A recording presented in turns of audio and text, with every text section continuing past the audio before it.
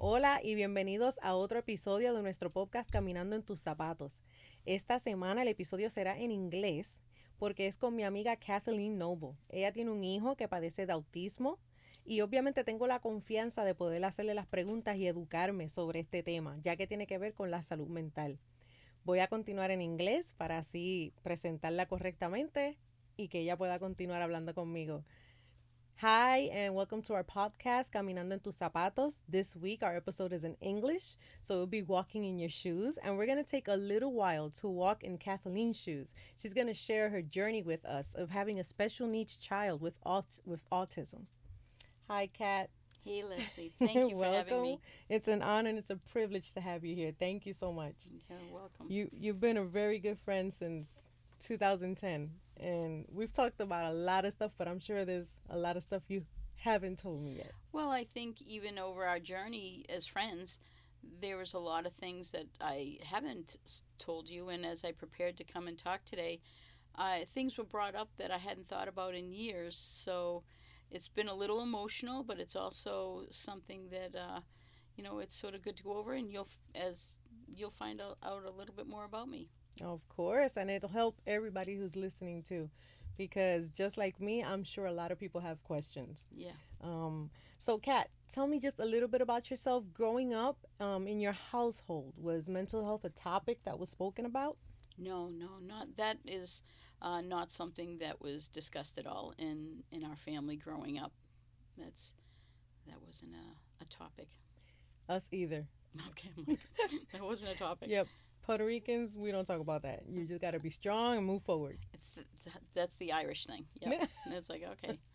So, what age did you notice that Chris had a shift in his behavior? Well, Chris was on point. He was a premature child, but that wasn't a marker, and I don't believe that has been even considered as a marker for children with autism. But Chris had um, just a normal target, normal speech, and got out of diapers, towards, into two. And he was playing around with his cousins and being normal. The only thing he did have was chronic ear infections, which most children have. Mm-hmm. So it wasn't until he was about 2.5 after he did get sick after taking his second dose of vaccines. Okay. You were a single mom at the time, right? When you noticed the change. Yes, I had moved from Florida up to my hometown up in Massachusetts. I was staying with my parents actually on what was originally supposed to be for the summer. And I was staying with them. That's how Chris could interact with all of his cousins, and it was a great time at that point. The moment you found out that Chris had autism, how did that affect you mentally and emotionally? Well, because the journey started where they said he stopped speaking because he was sick with the vaccine. He had, and I called the doctor that night, and they told us that he had. That's normal. Some kids do get a little fever. Give him some Tylenol, and then we started seeing a little bit of a regression, and then he wasn't talking. So we were sent to Massachusetts Eye and Ear Hospital, where they put in tubes, which is again something very normal for children who have had chronic ear infections. So they told us to come back in 2 weeks after the surgery, after they placed the tubes, and Chris should be talking again. So when we got into Boston and they did the assessment, they asked us, I said, no, he's still not talking. That day, they made another phone call from that hospital to Boston Children's Hospital, where they set us up with a full evaluation. And that day when I went to that hospital, it was sort of funny because Chris, he looks normal, and we spent the day in the hospital and seeing a lot of children who really, it was a place where you just felt bad for a lot of the parents who were there with their kids. So when I went back to meet with the doctor during the assessment, what I actually prefaced it, and I started the conversation with this woman doctor by saying, I am so sorry that I wasted your time today. So he doesn't talk right now. I am so sorry. And this picture is in my head. She pulled her drawer open and she pulled out a box of tissues and put it on the table. Wow. I was in such denial after seeing all of the other children in the hospital that there was anything wrong. Maybe he just isn't talking now. So what? You know what I mean? And she explained to me that Chris had what's called PDD-NOS. And what that is pervasive development disorder not otherwise specified. In other words, when you look at autism, there's, I think, a big umbrella of that. And he wasn't talking. He checked off a lot of the boxes. And I just said, okay, like, can you give us a prescription? I figured it was something they would be able to fix. And this is the best, at the time, best hospital in the world, telling me, we don't know how it happened. We don't know how to fix it, and there's no cure. And when you ask me, like, what happened when I got the diagnosis, it was like the earth cracked. It was, what do you mean there's nothing? And they said to me, the only advice that we can give you right now is that you have until the age of 5 to get him to talk again. So his quality of life will be better. If you don't get him to talk by the age of 5, he may never talk. And those words were, in my mind as she said that. But even now, I feel like even a stress in my heart now, in my chest, holding back the thought that there's nothing they can do. So at that point, I just made in my head, I said, okay, there's a goal by the age of 5. And everything changed. I changed jobs. I had to change my entire life to be able to meet that goal. Wow. I know that Chris is already 30, like I said, but what has been one of the biggest challenges you have had to overcome having a special needs child? Well, I think if there's anybody listening now who has just found out about their diagnosis, there's so many questions I had look with a 2-year-old, you know what I mean? Or 3-year-old at that point. And the first challenge was, what is the plan? Mm-hmm. I had to learn. I had to become an expert. I don't know if you know this, but back when Chris was diagnosed, which was in late 1995, 1 in 116 kids had autism. Oh, wow. And the majority of them are boys. Today, the rate is 1 in 36. So there's a lot of people who may be listening that they find out, this. You have to become an expert and you have to be an advocate for your own child. And I went from having a life where I had a great career path and I had my own goals and I had my own, just really easy compared to where, the change, it was a pretty easy life. And at that point, I had to shift because my first goal and challenge was getting to Chris to talk before the age of 5. And the reason for that is children's brains develop so rapidly between birth and the age of 5. Then there's sort of a normal paced brain and development. With boys, especially, come puberty, there is another window. So even if you say your child isn't talking now at 5, I want people to be encouraged that by puberty, you have another window. Don't give up.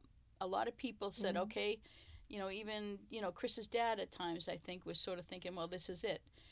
We saw a great improvement with him in puberty. So if I could digress just a moment, there's a story that I'd like to tell because we got Chris into part of my research and part of me coming back to Florida. There's a school in Orlando called the Princeton House School for the Developmentally Delayed. Chris was their youngest student admitted. He was still in diapers at 3. And it was probably one of the best things that I did. Now, they worked with Chris with words that I never really thought would be in my life would be sensory integration, and speech therapy and occupational therapy. And he was going there 5 days a week. On his 5th birthday, I brought in a Thomas the Tank Engine cake. All the kids there they're all basically boys, and they love Thomas the Tank Engine. And the teachers knew my goal, and they were so awesome. What they did is we sang Happy Birthday and blew out the candles, and with a prompt, the teacher prompted Chris. And he goes, oh, thanks. It's a great tear. These are great. He goes, Mommy, I love you. And I was like, it's going to be okay. That goal, we hit that goal. I knew that they were working with him. We were on the same team. We met that goal. And then from there, we had to go through and have, different goals. The next stage is, of course, going through school. That's always a challenge. But the biggest challenge is something that came as a surprise. In fact, today, 9 years ago today, Chris graduated from high school. Look at that. They get to stay until they're 21, as special needs. And after that, it's a whole new journey. There's no school. So what I had to do then is the career had to change again. There was no services. The services are very limited for adults. So I had to figure out how to shift and become an entrepreneur. And that's where we met, of course. And you can't just go out and get a regular job. I have to have Chris with me. Mm-hmm. And so there was a lot of changes that you go through. Every stage is a journey. Did you have a support group? And when I mean support group, I mean like family, good friends that would actually help you adapt to this new lifestyle with a special needs child? At the beginning, no. The day I was driving back from the hospital, I remember looking in the rearview mirror and seeing Chris in his car seat. And I thought to myself, man, he's never going to go to the prom, and he's never going to get married. And I was going through all these things in my head. And my mother was sitting next to me. She had gone and taken care of Chris when we were, doing different things. And when I went home that night, everybody was somber. My mother and father, they were there. And I didn't know how to feel. And what I did is I because there wasn't any, but nobody said, how you doing? My family, my sisters never said, hey, do you need anything? So everybody had their own life. It was very busy. And I have a sister who also has a special needs child, but little different. It's a genetic disorder. Chris's testing never had anything genetically show up that was wrong with him. So I think because of the severity of the other child, maybe, Chris is quiet and he doesn't, so no, I don't think I ever had anybody to talk to until Princeton House, the moms. We also had a little community at the beginning. And then it wasn't until probably when I started, Chris used to go to therapy 5 days a week at the hospital. And it was probably at that point when I actually got a job, and I had a great friend, Catherine, at that point, and I could talk to her about anything, and my dad. But as far as nobody knew what it was, you couldn't really explain it back then. This was. Could imagine. Mm-hmm. So it's been a tough journey. I've known Chris for years now. He is brilliant. Yes. Like, could you tell us how smart is Chris? Well, even tonight, it was funny with your sons talking to Chris, and somebody mentioned a birth date. And when's Robert's birthday? He mentioned his birth date. October 2nd, 1994. And Chris goes, oh, that was a Sunday. or whatever the date was. And he was like, what? He has a great memory of, he loves dates. He works at the Waldorf Astoria Hilton in Bonnet Creek. They have him in the banquet department. He works there, a couple days a month. He loves that. But his brilliance, I believe, is in computer skills, and I still believe that there's hope for him in the future, especially with some of the new therapies, including stem cell therapy. Mm-hmm. That is, they've had some great progress with that, and I've met a woman who is really leading that charge right now. And we found out Chris is a perfect candidate for that. It's very expensive, and but I think his brilliance is, we still haven't seen it yet. I think that there's so much more to him we haven't seen yet. He's very impressive. Like, sometimes I just ask him, like, how much is this times this? And he just, boom. Like, he's very, very smart. He'd be great to take to a casino, I think. Oh, yeah. You know what I mean? He'd be like card counting on us, I think it'd be fun. Your son said he'd like to take him out and actually use him as, as sort of a trick on people about their birth dates. Oh, yeah, that'd be a good one. Yeah. Talking about the system now, right?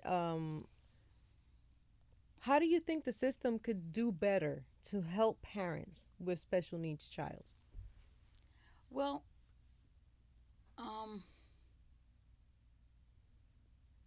first thing is the denial of cause, I think. And this is a very political thing to say, which is unfortunate, that he was damaged by vaccines. They still are trying to question that. So when they say there's nothing you can do, they don't have a path for you. Currently, for Chris, we had to make a choice, his father and I, of where we're going to place him, because we're getting older. Eventually, Chris is going to have to be on his own. And we looked at a couple of places that have adults in these, and I'm going to call it a facility.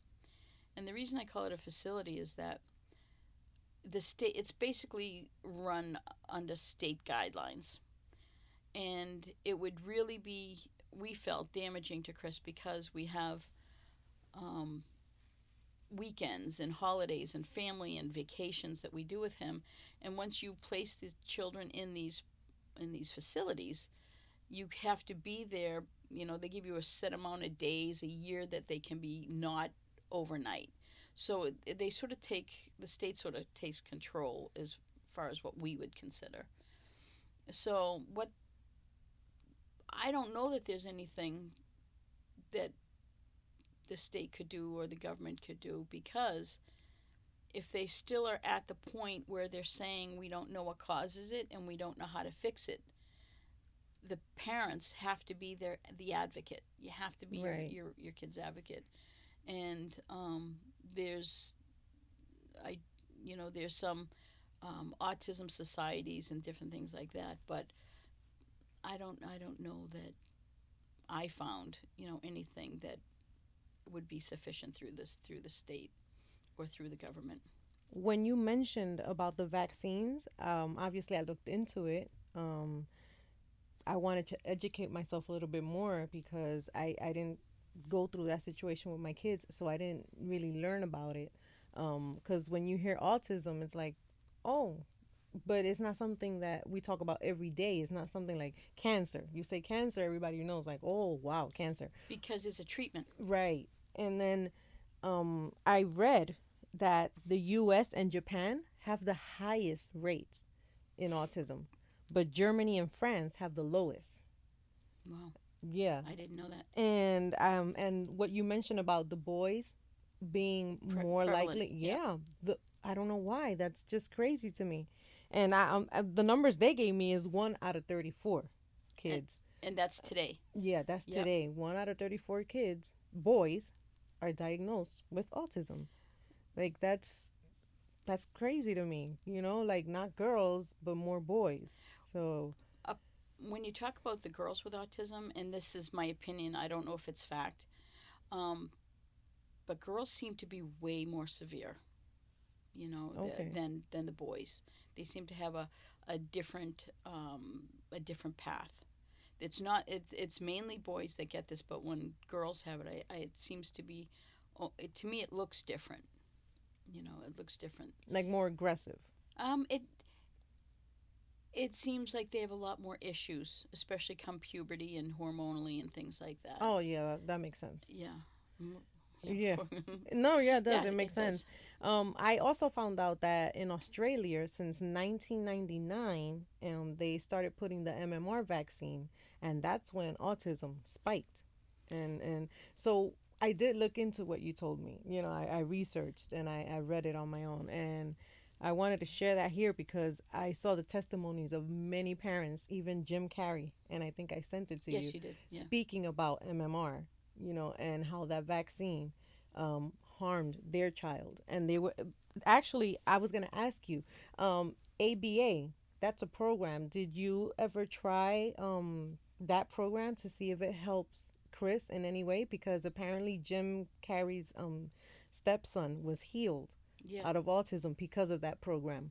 What did anyone ever mention that to you? I don't know exactly what the ABA program is. Did they mention what it was? What exactly? Yeah, it actually helps the kids with communication and language. I sent you the link. Well, we did through Arnold Palmer Hospital in Mhm. Orlando. We did the speech therapy, we did occupational therapy, and the behavior therapy, and we did it 5 days a week. Okay. And going back to what could the government have done to help, back then, when Chris was having those therapies, they were $65 a half hour, and Chris Wow. needed to go 5 days a week for speech and occupational therapy.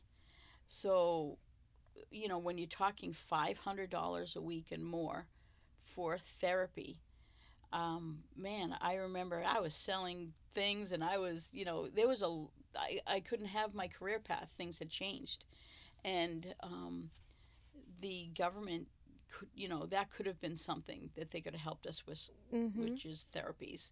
And you know no, I didn't try the ABA. I don't know what it is. I don't know if it's an association, whether they did it with food. A lot of people try to get away from the glutens and away from the dyes, and we had tried. Yeah, I read about that too. Yeah, and there's treatments like chelation. There's a lot of different things, but we've seen with Chris's change in diet, we have seen even now he's more talkative and more engaging. If you notice Chris, he loves to be around people. Yeah, he does. So when you talk about an autistic person, usually you think they don't want to look at you and they don't want to be around people. He loves to be around people. He loves to go out in public. He loves to do things. So the PDD-NOS is usually a diagnosis that they give until they figure out what your true diagnosis is. But I don't know that they have a true diagnosis for him because, he is very outgoing. He just does not. He just has a speech delay. But he communicates very well because I've had conversations with Chris In Spanish or in English? in Spanish I and know. English. I Thank know. you very much. In Spanish and English. Yes. So he's brilliant. Like he's very smart. And I remember when he started seeing my kids, they were teenagers and they were shaving their legs and all that good stuff. And you came over to me, you're like, Leslie, Chris is shaving his legs. Like he wanted to be like my kids. Yep. And I was like, wow, that's so impressive the way he observes, and he identifies with men and he's like, okay, that's what I want to be, or this is how men are, so that's what I want to do. That's impressive. Yeah. Keep in mind, in the States, guys don't shave their legs. Yeah. So Chris and his father's Lebanese and Spanish, so he's got some hairy legs. When we went to Puerto Rico, hanging around with your kids, of course, in Puerto Rico, the culture is, no hair on the legs. Man, he was shaving his legs. I'm like, what's he doing in the shower so long? Shaved his arms, shaved his legs, shaved his chest. And he never said anything. He obviously knew he looked different than everybody else in the pool. And yeah, he was up there, it was sort of funny, So we never know what he sees. I was just thinking, I don't know what your next question is, but I was just thinking of something about, back, with the different um, types of treatment. But I remember getting angry, really angry, as sort of like a mother bear. I'm like, how can 1 in 110 or 119 kids have this, and the government's doing nothing? There's going to be a day when I remember I went into Orlando years and years ago in the 90s, talked to a senator, and I bugged them on the phone until they saw me. And they brought in a team because it started getting on the radar and it was in the news. So I sat down with them, and this is just something of like how the government was back then, and especially with the vaccine thing, and it just didn't feel right, and I was angry. And they told me that there is not a rise in autism. And I said, how do you figure? It was 1 in 119, we're down to 1 in 110. How do you figure? They said, oh, they had this expert who came to the meeting who said, we are just able to diagnose autism better. And I said, really? And she said, yes, because of our techniques, and the medical community has figured out a better way to diagnose autism. And I said, well, if that's true, it is, can you tell me what category is now showing a negative? Because if they were, let's say they put them in the mental retardation category, if 1 in 119 kids now are autistic, we should have a category that is now reduced. Mm-hmm. And I sort of beat that question to death at the meeting.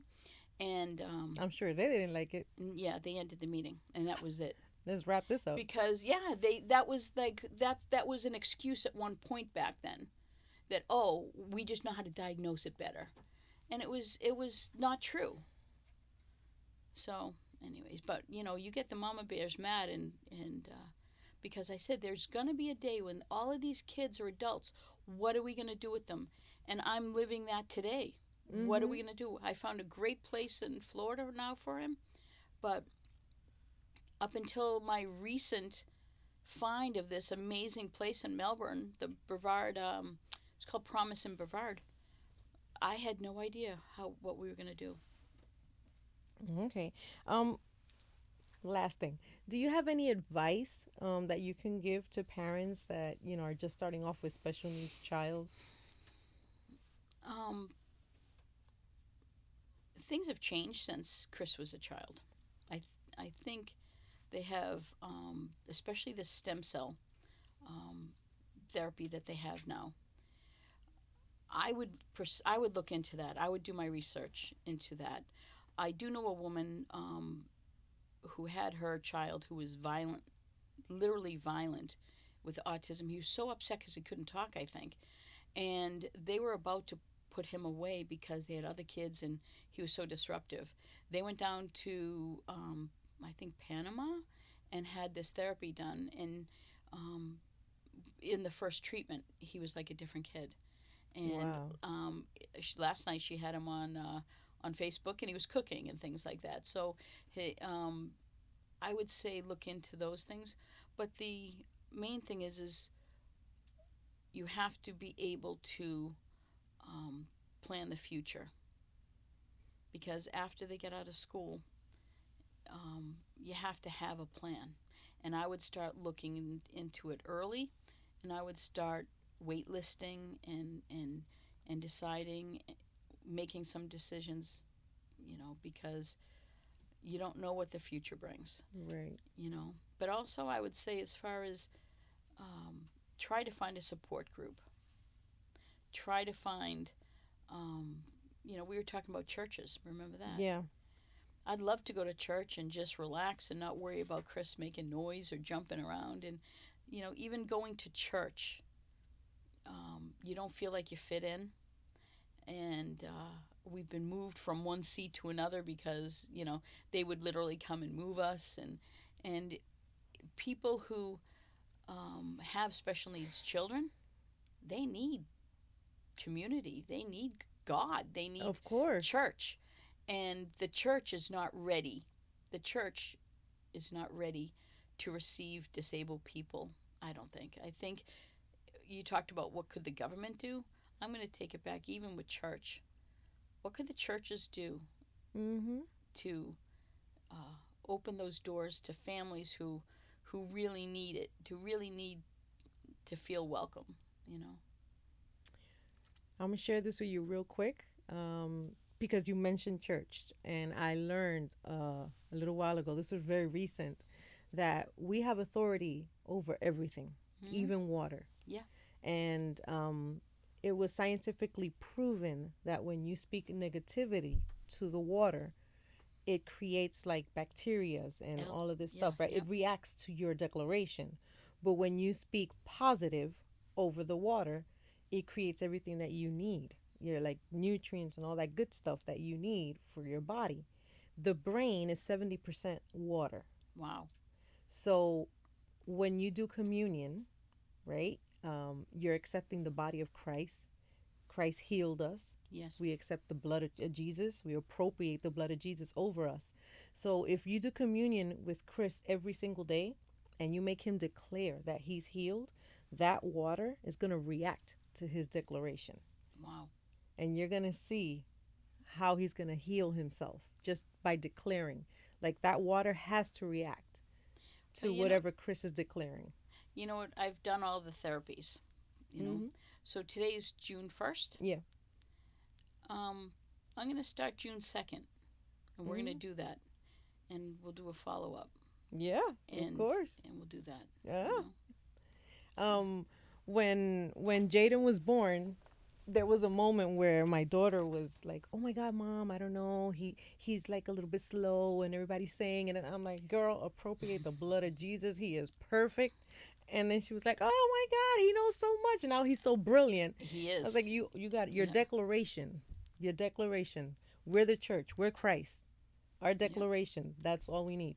Yeah. So Chris is so brilliant. I know he can do this. Like take communion every single day, understand why he's doing it, and declare that he's healed and he receives the healing of Christ. Yeah. And now that, you know, we missed this little tidbit, Chris is now, we're working with him now, training him on independence, because the place where we have him waitlisted that we know that he's going to get into someday, they're going to be living alone with roommates in this community. Wow. It's a protected community, but it's a community for special needs people where they have like 60 events a week that they can choose from to do, that they can get jobs, that they can, the parents, as the parents get older, if the kids should lose a parent, the other parents sort of, you know, come together and take in. They might start off bringing one child to this place, but they soon have 100, and everybody seems to, you know, take care of each other. And now Chris is really training on being independent. So when we gave him that, Chris, if you want an apartment, you need to start being a young man. Man, he wants his apartment so bad. He's doing laundry. He's doing the dishwasher. Man, I would have done this earlier if I knew. And he's like cooking now. Wow. So this is just a new part of the journey. Yep. On a positive note, we can end on a positive note. We'll be doing that too. You're my hero. Oh, that's so nice. Literally. No, yeah, you are. Because sometimes we're ignorant to stuff. We don't get educated on stuff. And if it weren't for you, I wouldn't be educated on this subject. I would never looked into vaccines. I would never looked into, because obviously I didn't have the need to. Yeah. Yeah. Kat, we always ask this last question to every single guest that we have. Geez. Tell us something about you, a secret that we don't know that you thought was you're going to take to the grave. Something that happened to you, could be funny. Something you take to the grave. Now, I could tell a story, but my sister would be livid. Should I? Come on, it's your journey. Okay. We're in your shoes. I didn't actually do this. It was my dad. Okay. But I was sworn to secrecy. Because now we love animals. I just want you to know we love animals. But my sister got my dad this Shih Tzu buddy. And Linda bought it for my dad. And the dog kept eating my father's rug. Well, my mother's rug. My mother had a beautiful house, and eating the fringe. And my father tried everything. Spraying it with water, again, trying to get with a squirt gun, he said no, and he tried everything. So I was there one day visiting, and the dog was just eating this beautiful carpet. So I go, "What are you doing, Dad?" He goes, "I'm going to put a little bit of cayenne pepper on this edge of this rug." And it was just a teensy bit. He goes, "The dog will stop then." And so we put it down, and then the dog went over and started chewing on this thing later in the day, and I hear this dog like crying. He wasn't crying, but it was like, you could see that the dog was like, "What the heck just happened to my mouth?" And then the dog started going and running around in circles, and it actually did that forever. And my dad said to me, he goes, "You tell no one." He goes, "I'm taking this to the grave. We tell no, Linda will kill me. She'll kill me." And I'm like, all right. So Linda had this dog for years. It was a great dog. I mean, it wasn't like mental after that, but every once in a while, if it got excited, it would run around too much. And I would look and I would sort of laugh because my dad was like, I never would have done that. So that would be a take it to the grave type of thing that my dad like. Oh my God. Thank God you love animals. I do. By the way, we love animals. Oh my Kat, it's been an honor and a privilege. Thank you so much. I hope this is not the last time you pass by here. We have a lot of things to talk about. We have so many things. Yeah, we always talking. And laughing. Yes, always. By the way, I want to thank you for being a great friend. Oh, thanks. When we got together, the loneliness or you've always been a good friend. So I want to thank you for that. Of course. We don't talk every day, but when we talk, we talk. Yeah, that's true. Well, thank you for joining us to this episode with Kathleen Noble. You can follow us on social media. You can subscribe to our YouTube channel, Caminando En Tus Zapatos, and it will be into the next episode. Blessings.